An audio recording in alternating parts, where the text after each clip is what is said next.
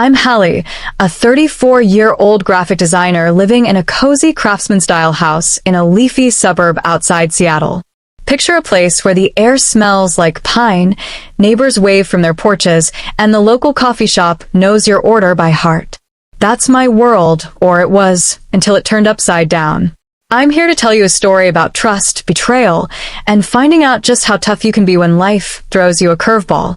So grab a coffee, settle in, and let me take you back to the moment my perfect life started to unravel. I've always been a hustler. Growing up in a working-class family, I learned early that nothing comes easy. In high school, I was the kid who got picked on for my thrift store clothes, but I turned that into fuel, teaching myself graphic design on a clunky old laptop. By my late 20s, I'd built a freelance business that had clients from Portland to San Francisco. My portfolio was my pride, each logo and website a testament to late nights and sheer grit. My personal life felt just as solid. I'd met Miles, my husband, at a tech conference 5 years ago. He was a software engineer with a quick wit and a warm smile that made me feel like I'd finally found my safe harbor. We got married in a small ceremony by Puget Sound, promising to face the world as a team. Our life together was the kind I dreamed of as a kid. We'd spend weekends hosting game nights, laughing over board games with friends, or grabbing brunch at this little spot with the best blueberry pancakes. Our home was a haven, wood floors, colorful throw pillows, and a backyard where we'd sip wine under string lights. Miles was my rock. Even if his long hours at his tech startup meant he sometimes missed the little things, like how I'd rearranged the living room for the 100th time. Still, I thought we were unbreakable. That is, until Cecilia showed up. Cecilia is Miles's younger sister, and let's just say she's always been a lot. She's 29, with this effortless charm that makes people adore her, but I'd seen glimpses of her other side. Back in college, she dropped out after racking up credit card debt on designer clothes, always dodging the consequences with a smile. Miles, though, saw her as his fragile little sister who just needed a break. When she lost her latest job, something about unreliable attendance, she called Miles in tears, saying she was broke and needed a place to crash. He didn't even hesitate. "She's family, Hallie," he said one evening, his voice soft but firm. "We can't turn her away." I wasn't thrilled. Our house was my sanctuary, and the idea of sharing it with someone who left a trail of chaos felt like inviting a storm indoors. But I loved Miles, and I knew how much his family meant to him. His parents had always been there for us, hosting holiday dinners and sending us care packages when work got crazy. So I swallowed my unease and agreed. "Just for a bit," I said, forcing a smile, "until she gets back on her feet." Famous last words. The first few weeks were okay, but I could feel the shift. Cecilia had this way of taking over a room, blasting her music or leaving dishes piled in the sink.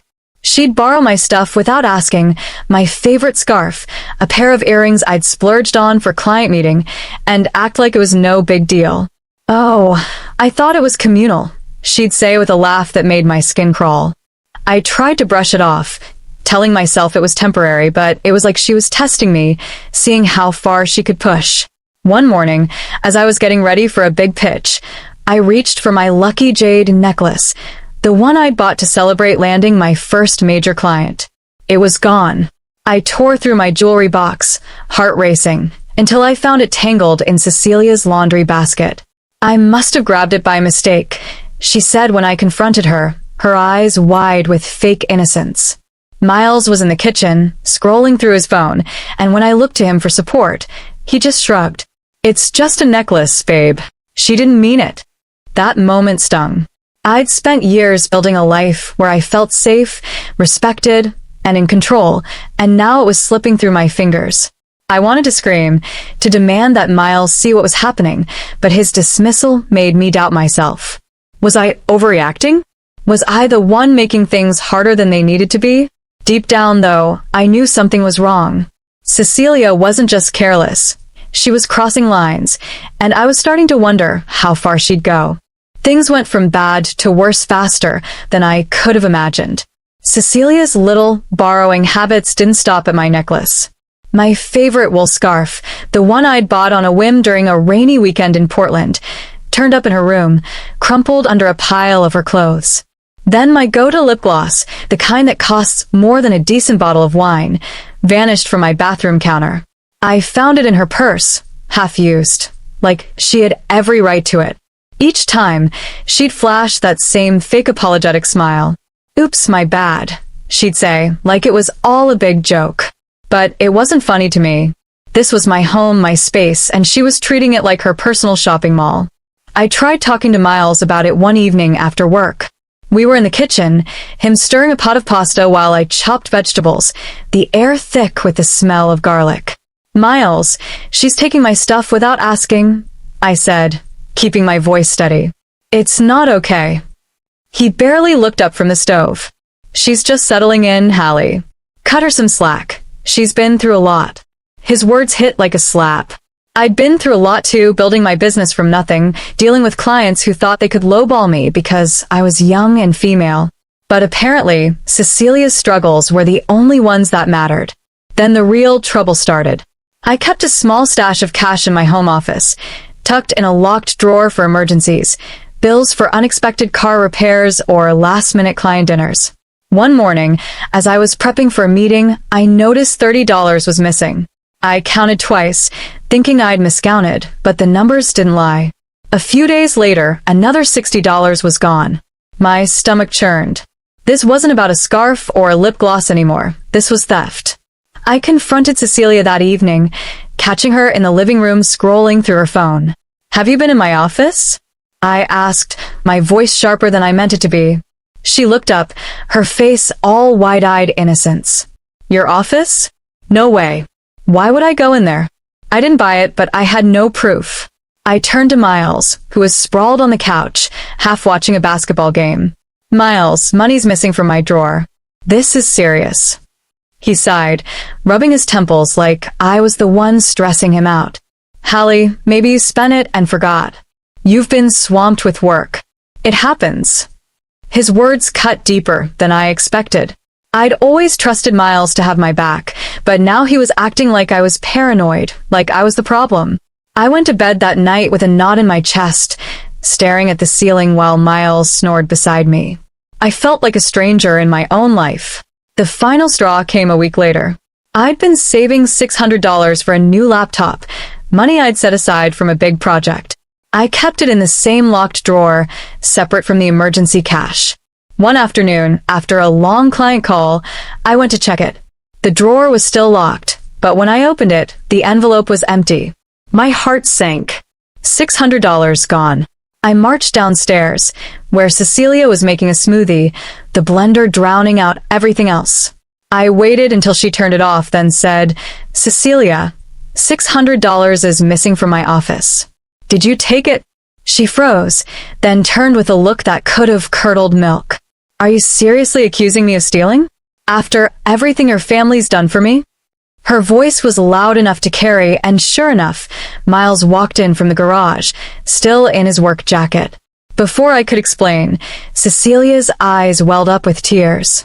"Hallie thinks I'm a thief, Miles. How could she say that?" She buried her face in her hands, sobbing like she'd been slapped. Miles rushed to her side, wrapping an arm around her. "Jesus, Hallie, what's wrong with you? Cecilia's not like that." I stood there, my mouth open, words stuck in my throat. I wanted to scream that I wasn't crazy, that I knew what was happening, but Miles's glare stopped me cold. "You're blowing this out of proportion," he said, his voice low and sharp. "She's family. Show some compassion." I felt like I'd been punched. Compassion? For someone who was stealing from me in my own home? That night, I lay awake, replaying every moment, every excuse, every time Miles chose Cecilia over me. I wasn't just angry. I was humiliated. My husband, the man who'd vowed to stand by me, was making me feel like the villain. I knew then that I couldn't keep hoping he'd see the truth. If I wanted justice, I'd have to get it myself. I was done feeling like a guest in my own home, done being painted as the crazy one. Cecilia's tears and Miles's dismissals had pushed me to a breaking point, and I wasn't about to let her walk all over me anymore. If no one else would believe me, I'd get proof, hard, undeniable proof. I spent the next morning sketching out a plan, my hands shaking with a mix of anger and determination. I wasn't just fighting for my money, I was fighting for my dignity, for the life I'd built. Cecilia thought she could play me, but she was about to learn who she was dealing with. I drove to a stationery store in town, the kind with aisles of pens and paper clips that smell faintly of ink. There, I found what I needed, UV-sensitive ink and a small blacklight pen. The cashier, a bored college kid, didn't bat an eye as I paid. Back home, I locked myself in my office, my sanctuary with its mood boards and neatly organized sketchbooks. I marked 10 $20 bills and 5 $50 bills with tiny, invisible symbols, little stars only visible under UV light. I counted them twice, placed them back in the drawer, and locked it tight. Then came the tricky part. I ordered a discreet nanny cam online, the kind that looks like a decorative item. When it arrived a few days later, I hid it in a potted succulent on my bookshelf, angled perfectly to catch the desk. I tested it on my laptop, holding my breath as the footage streamed in crisp clarity. It was ready. That night at dinner, the air was thick with tension. Cecilia was chattering about some guy she'd met at a coffee shop, her voice loud and performative. Miles was eating it up, nodding like she was reciting poetry. I pushed my salad around my plate, my stomach too knotted to eat. "You okay, babe?" Miles asked, finally noticing me. His concern felt hollow, like he was checking a box. "Just tired," I said, forcing a smile. Cecilia glanced at me, her lips curling slightly. "Maybe you need a break, Hallie. All that work stress isn't great for you." Her tone was sweet, but her eyes were sharp, like she was daring me to snap. I bit the inside of my cheek and said nothing. She had no idea what I was planning. The next few days were torture. Every evening, I'd rush to my office, lock the door, and check the camera footage. Day 1, nothing. Day 2, still nothing. I started to wonder if I'd been wrong, if maybe I was paranoid like Miles said. But on the 4th day, I hit gold. I sat at my desk, heart pounding, as I played the footage. There was Cecilia, bold as brass, picking the lock on my drawer with a paperclip like she'd done it 100 times. She grabbed $4.20s and $2.50s, $400 total, slipped them into her pocket, and then, unbelievably, checked her reflection in my desk mirror, fluffing her hair like she was in a damn movie. I replayed it 3 times, my hands trembling with rage and relief. I wasn't crazy. I had her. I wanted to storm downstairs and shove the footage in her face, but I knew better. Cecilia was slippery, and Miles was too wrapped up in her sob stories to see straight. I needed to play this smart, to make sure there was no way she could wiggle out of it. Later that day, I found her in the kitchen, sipping iced coffee like she hadn't just robbed me. "Can we talk?" I said, keeping my voice even. She raised an eyebrow, all innocence. "Sure, what's up?" "I know you've been taking money from my desk," I said, locking eyes with her. "I have proof. Come clean now, pay me back, and we can keep this between us." Her face flickered, surprise, then defiance. "Proof? You're delusional, Hallie. Accusing me after I've been nothing but grateful." She leaned closer, her voice low. "Go ahead, tell Miles. He'll never believe you over me." I held her gaze, my heart racing but my resolve steady. "You sure about that? I've got you on camera." For a split second, fear flashed in her eyes, but she covered it with a laugh. "You're bluffing. Nice try." She grabbed her coffee and sauntered out, leaving me gripping the counter to keep from screaming. She'd made her choice. Fine. If she wanted to play dirty, I was ready to raise the stakes. Our neighborhood's annual block party was coming up, a big deal around here, with Miles's parents, cousins, and half the street showing up for burgers and cornhole. It was the perfect stage. I spent the next 2 nights lying awake, rehearsing what I'd say, picturing Cecilia's face when the truth came out. I wasn't just exposing a thief, I was taking back my life. By the time the block party rolled around, I was a live wire, nerves buzzing but ready. Cecilia had no idea what was coming, and I was done playing nice. The day of the neighborhood block party arrived, and I was a bundle of nerves, my stomach churning like I downed a triple espresso. I'd spent the morning setting up tables in our backyard, stringing lights, and plastering on a smile while Cecilia flitted around, charming Miles's parents and our neighbors like she was the belle of the ball. She wore a sundress that probably cost more than my monthly rent, and I couldn't help but wonder if my stolen cash had paid for it. But I kept my cool, chatting with guests and passing out lemonade, all while the hidden camera footage burned a hole in my laptop bag. I'd rehearsed my plan 100 times in my head, but now that the moment was here, my hands were clammy, my heart pounding like a drum. The party was in full swing by late afternoon, kids running around, music blasting, the smell of grilled burgers filling the air. Miles was manning the grill, laughing with his dad, while Cecilia held court with a group of neighbors, tossing her hair and telling some exaggerated story.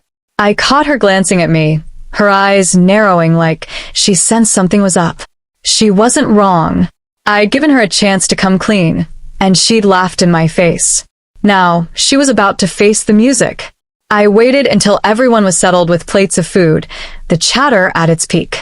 My hands shook as I grabbed my laptop and connected it to the projector we used for outdoor movie nights. Miles frowned from across the yard. "Hallie, what's this about?" he called, flipping a burger. I ignored him, my throat tight. This was it. No turning back. "Hey, everyone," I said, clinking a spoon against my glass.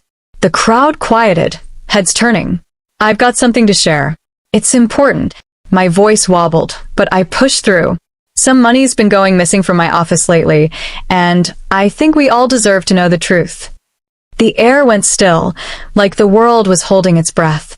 I hit play on the laptop, and the projector lit up with crystal-clear footage of Cecilia picking the lock on my desk drawer, pocketing $400, and primping in my mirror. Gasps rippled through the crowd. Cecilia's face went white as a sheet. "That's not what it looks like," she stammered, her voice shrill. I wasn't done. I grabbed the UV pen from my pocket and walked to the table where her purse Saturday. "Mind if I check something?"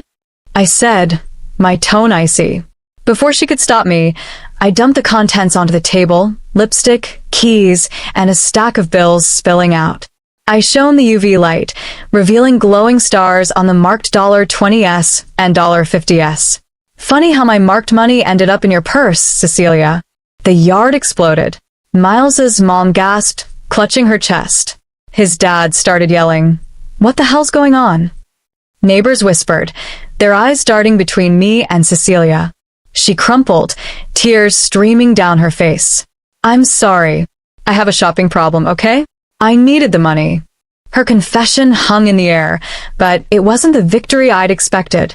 Miles stormed over, his face red with rage. "Hallie, how could you do this?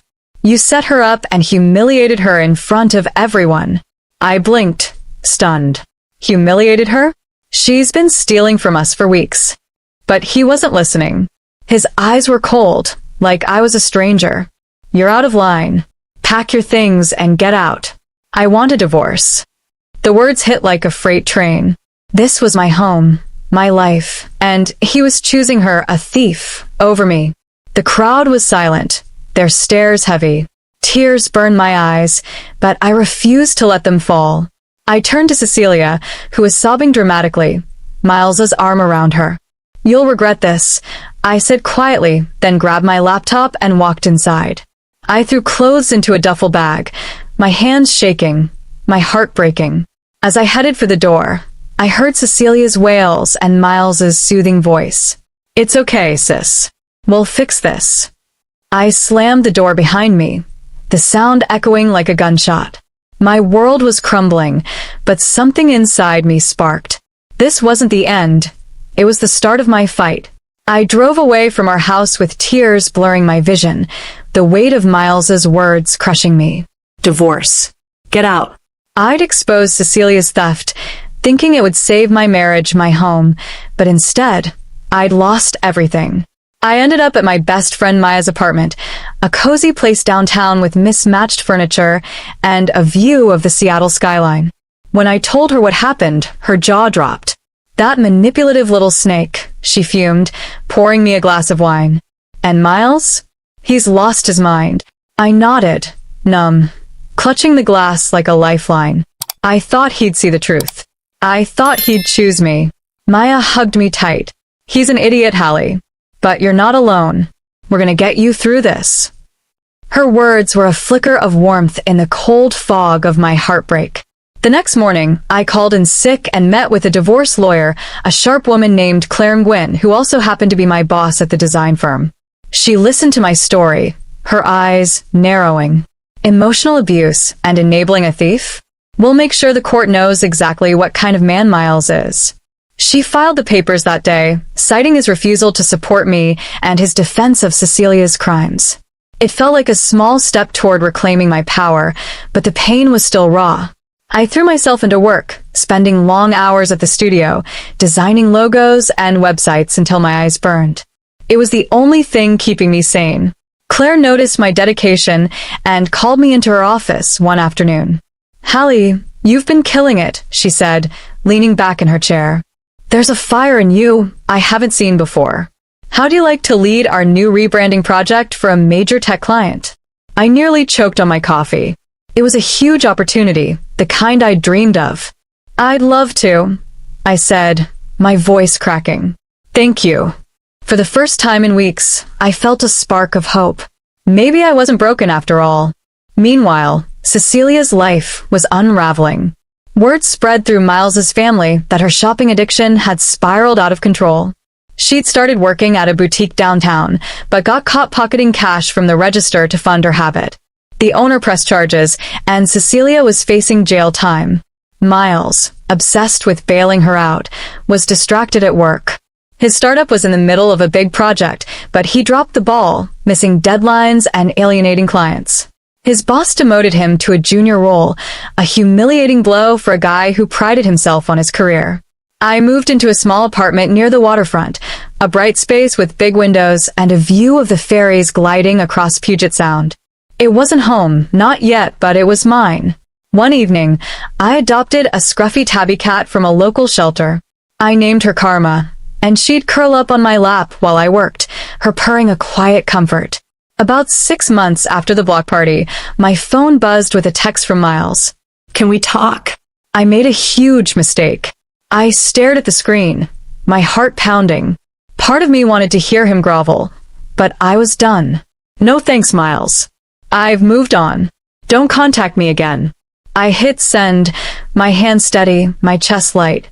I'd spent years building a life with him, but I'd built something better, myself. I celebrated my new chapter with a housewarming party, inviting Maya, Claire, and a few close friends from the design world.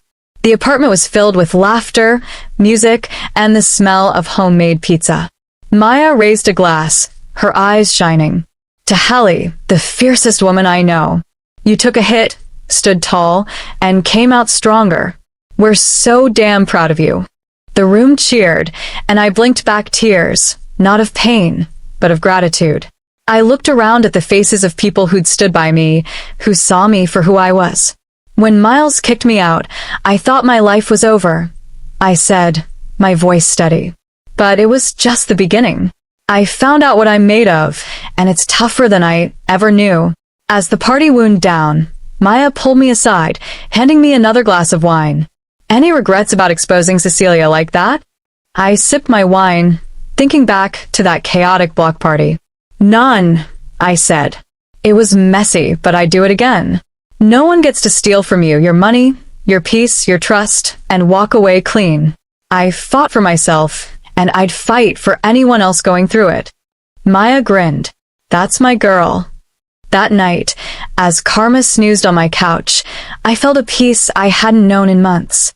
Losing everything had stripped me down to my core, and what I found there was stronger than I'd ever imagined. I wasn't just surviving, I was thriving. To everyone who's followed this wild ride, thank you. You've walked with me through betrayal, heartbreak, and a comeback I never saw coming. If this story hit you in the feels, hit that subscribe button and join me for more real-life battles and triumphs. Share your thoughts below.